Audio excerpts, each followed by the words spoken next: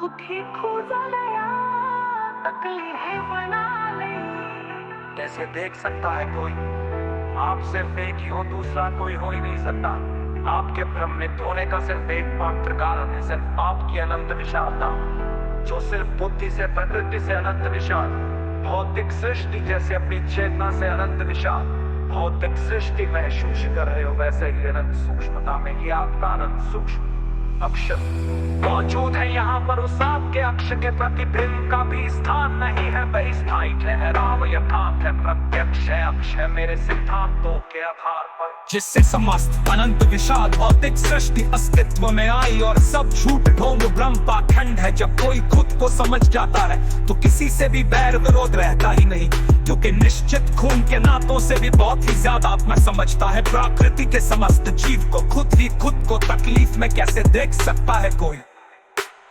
अगर खुद के दृष्टिकोण से खुद के अलावा कुछ और समझ रहे हो तो खुद को कभी भी नहीं समझ सकते, क्योंकि जो भी कुछ और समझ रहे हो वो सब सिर्फ आपकी स्मृति कोश का विस्तार है।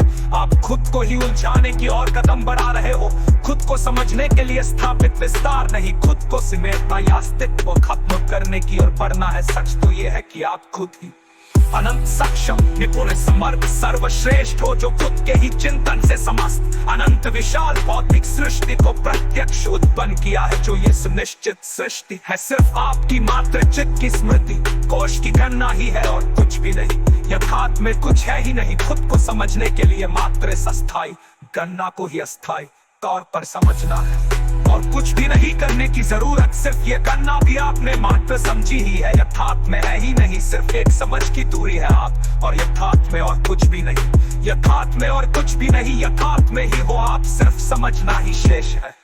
समस्त अनंत विशाल भौतिक सृष्टि अस्थायी तत्वों गर्दिश गतिशील को भी तो आपने मान रखा है, पर बिना समझे सिर्फ समझना ही है। यथार्थ में ही हो हमेशा, आपके सिवाय दूसरी चीज वास्तु शब्द सिर्फ आपको उलझाने के लिए ही है। मेरे सिद्धांतों के आधार पर आप एक पल के लिए भी भौतिक सृष्टि में थे ही नहीं।